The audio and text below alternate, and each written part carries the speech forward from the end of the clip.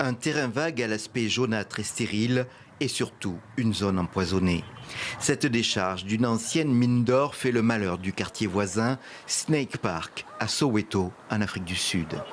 Les habitants s'en plaignent, la poussière leur pique la gorge et les yeux, mais les enfants s'en approchent pour jouer au foot. Il faut un chercheur envoyé par une ONG pour confirmer la dangerosité du lieu.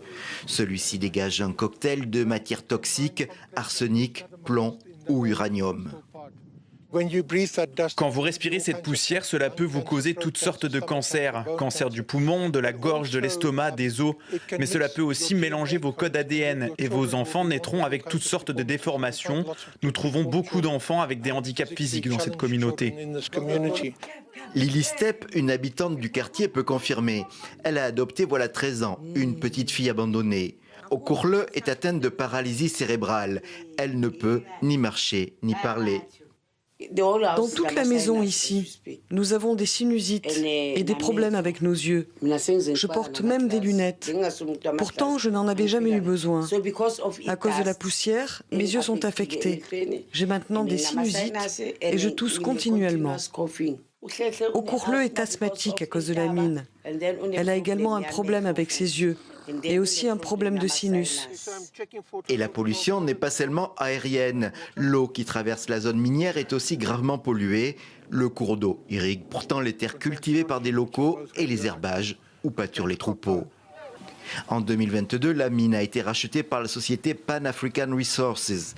Celle-ci promet de nettoyer, mais pour le moment, seuls quelques panneaux de mise en garde ont été placés autour du site. La mine avait cette décharge depuis plus de 50 ans et nous arrivons en tant que MTR, une société de retraitement des résidus, pour dire « Nous avons acquis cet actif en 2022. Donnez-nous au maximum 10 ans, nous les retirerons complètement. » Plusieurs études indiquent un lien entre exposition aux métaux lourds et autisme. Et Bailey Banseke, grand-mère d'un enfant autiste, y croit. Elle est membre d'une association locale qui a recensé plus d'une quinzaine d'enfants atteints de paralysie cérébrale et d'autres handicaps ou malformations. Je blâme notre gouvernement, car s'il s'occupait de nous, on n'aurait pas de tels problèmes. Maintenant, nous souffrons à cause de cette mine et parce que ce gouvernement est ignorant et ne vient pas nous aider avec ce problème. Les familles affectées reçoivent une aide, 2310 rand par mois, soit 113 €.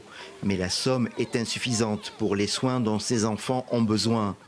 De sources officielles, l'Afrique du Sud est polluée par plus de 6000 mines abandonnées.